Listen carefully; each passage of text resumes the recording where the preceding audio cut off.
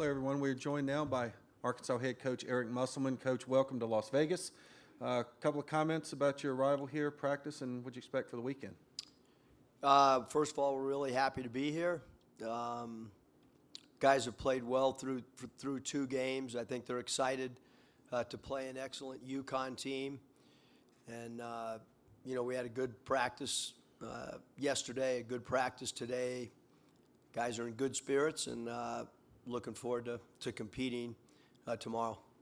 Okay, we'll take questions from media in the room. Please raise your hand. We'll have a microphone to you. Oh, okay. Hey, Eric, Bob Holt, Arkansas Democrat Gazette. How you doing? Kind of a multi-layered question on Nick. He obviously has had some rough shooting games of late. How do you think he's doing? Emotionally, physically, mentally. What do you expect from him tomorrow? And how important is it for you guys to get him going offensively? Yeah, I mean, Nick's one of the most talented players in the country, and he's had some big games for us, and he's been in a tough situation in and out of the lineup with injuries, and it's not easy for any player to do, let alone when a team's on a tournament run. But yeah, we'd certainly love Nick to have a big game, and but it's like I said, I mean, he's been in and out of the lineup. It's hard to do for any player, let alone someone that's in their freshman year. How do you think he's doing emotionally? I mean, he's been great in practice. He was bouncing around the last 2 days, and I think he's excited to get another opportunity to play, just as we all are. Okay, right here in the middle. Coach Kyle Kensing, this is on behalf of the San Diego Union Tribune.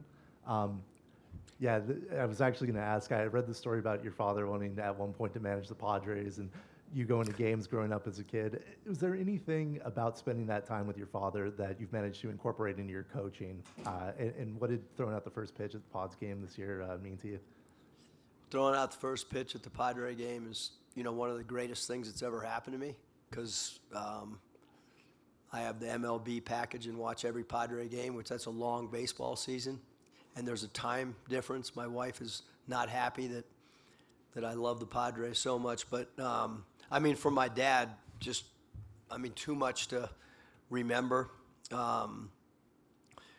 In San Diego, one of the first things that happened when we moved there is he met with Paul Brown, who's a former Cleveland Browns, Cincinnati Bengals coach, owner, and I remember them sitting at the dinner table talking for what seemed like to me a couple hours, and they were talking about the first meeting my dad was going to have with the San Diego Sails, which was an ABA team, because my dad had been a college coach his whole life, and the importance of how an NBA player / NFL player, their antennas are up on everything you said, and just the preparation that was needed for every meeting. So those are some of my early memories. Okay. Yeah, Eric, Dom Amori from the Hartford Courant. How do you kind of analyze or size up Jordan Hawkins, particularly his shooting mechanics? What do you see when you've watched him on film? Yeah, one of the best pure shooters in college basketball. He's got a quick release. He's got a confident release. Doesn't need bunch of dribbles. Can catch and shoot. Can also create a little off the bounce. You can't give him let him have separation. You've got to ID him as early as possible. And try to not to let him get any catch and shoot right away shots. Coach Hurley does a great job of running multiple things for him off baseline, out of bound, triple screens, and staggered wheel action stuff. And the thing is, he does a great job of constantly moving. He's not a guy that's stationary. When the ball moves, he moves. So he's a difficult cover because of all those reasons. Dave Borges, Hearst, Connecticut Media. Eric, how important has the transfer portal been for you, building your roster over the past few years? It seems like you've done a very good job with that, and then you kind of juxtapose that against UConn, which certainly uses the portal, but maybe not as much as a lot of other programs. Well, I promise I wouldn't be sitting here if it wasn't for the transfer portal. I mean, I kind of felt like at Nevada, we were at the forefront of the transfer portal. Really interesting, because 8 years ago, When somebody was transferring, the process was a lot different. You had to go through your compliance office, and there was a lot of paperwork involved. And I can promise you there was not much competition. The competition now for transfers is as fierce as any recruiting landscape that you could be a part of. But it was not that way for 3 years, especially because guys had to sit out. I know that for a fact that I would never have been the coach at Arkansas if it wasn't for transfers and guys like Cody and Caleb Martin and Kendall Stevens and guys that had transferred from Power 5 schools to the Mountain West. And certainly UConn's done a really good job of being selective in who they take out of the transfer portal and having guys that they do get out of the portal that are integral parts of their roster management. Dan Wolken, USA Today. Eric, at what point in your life did you become comfortable with taking your shirt off in public? And do you feel like, this is now part of your signature that, you're almost expected to do something crazy when you win a big game? I'm going to go back to like when you live in San Diego, like a lot of times you don't have your shirt on, especially if you grow up in Bird Rock or La Jolla and you're riding the boardwalk. But in all seriousness, it happened at Nevada. I don't know how or why. I was not planning on doing it the other night, but one of our hosts was kind of begging me even after the first game. He was one of the guys that walked us around. And so, I guess my emotions got the best of me. My wife's not always happy with that, but, it's not something that we plan on doing all the time. It just kind of, emotions run through you. And I guess you get a certain age and, you just kind of do it just because. Right in front. Hey, Eric, Bob Holt again, Arkansas Democrat. I think in Des Moines you guys were +8 for those 2 games, average. I think you're +16 versus Illinois and Kansas, and then UConn's like a +9-3 on the season. I think they're the top rebounding team margin-wise left in the tournament. How do you see the rebounding matchup between y'all and UConn? They're relentless on the glass for sure.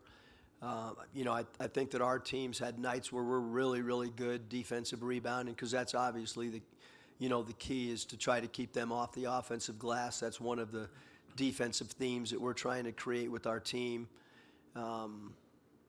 So you've got to be physical. They're a physical team. They send 4 to the glass almost every time.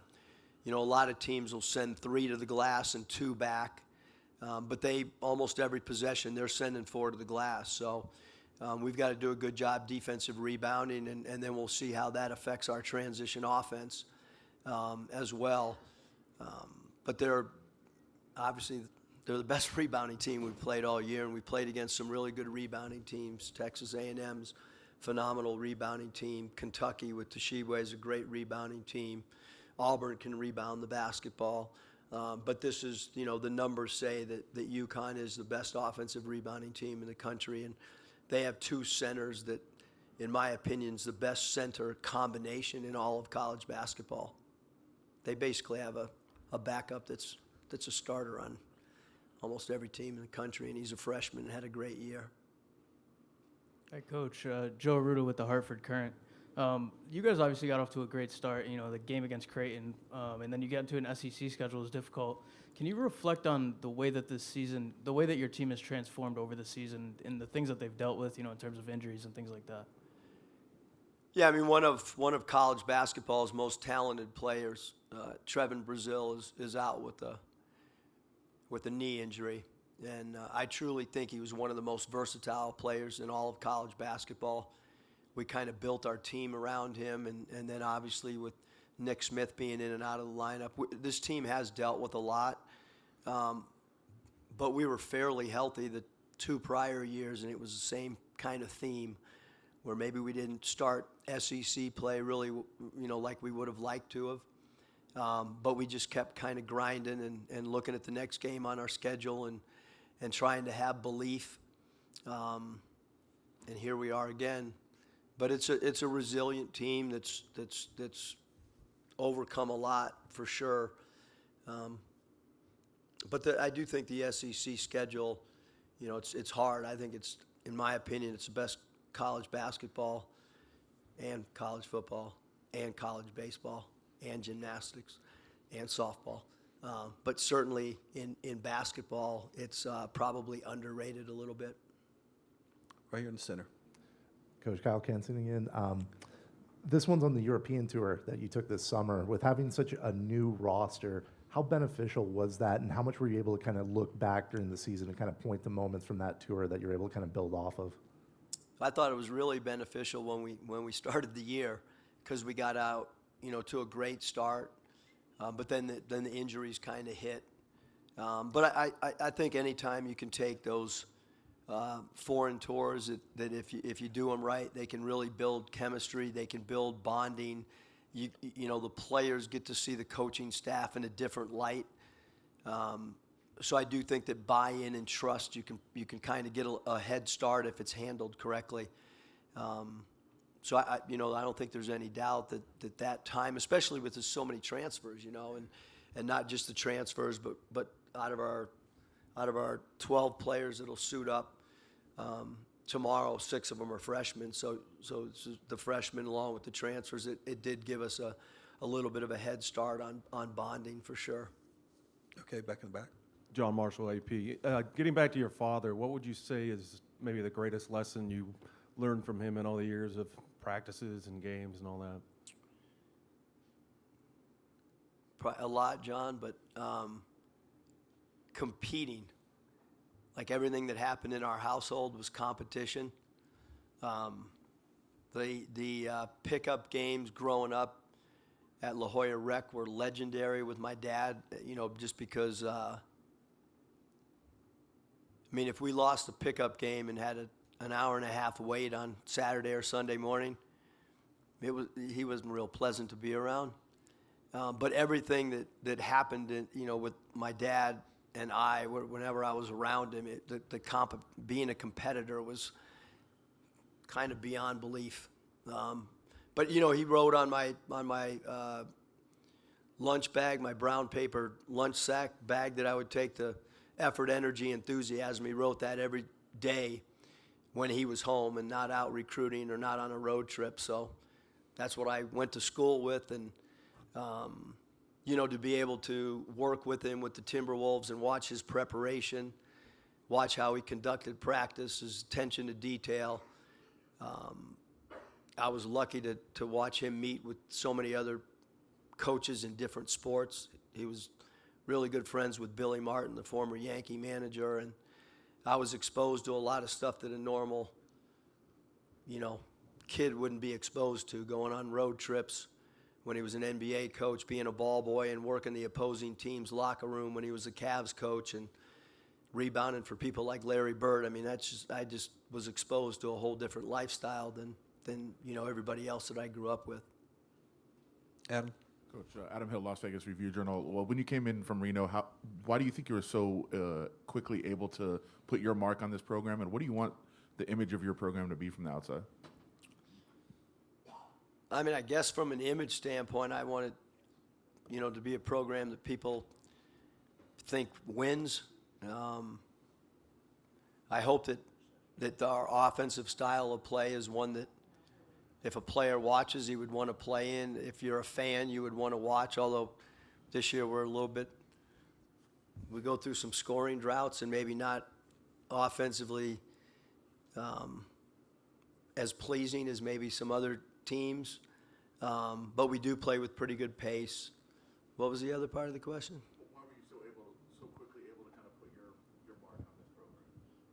I mean, I just think, you know, like any program, you know, you go in with a plan, a short-term plan and a long-term plan, and then you try to think about how you can have sustainability in today's college landscape, whether it's a football program or a women's basketball you can build quickly because of the portal, and you're seeing first-time coaches do that this year that have had great success through the portal. And but then the key is, you know, how can you have sustainability? you got to have, like I said, a short-term plan and a long-term plan. And although obviously the most important thing right now is to get ready for UConn, I would be lying to say that we're not also recruiting today and didn't recruit last night and didn't recruit this morning and won't recruit tonight because, I mean, I don't know why it is what it is, but the portal's open while teams are still playing. So, you know, you got to worry about two things. Obviously, the most important thing is UConn, but there is still recruiting going on right now as well. Coach, thank you, and good luck tomorrow. Thanks.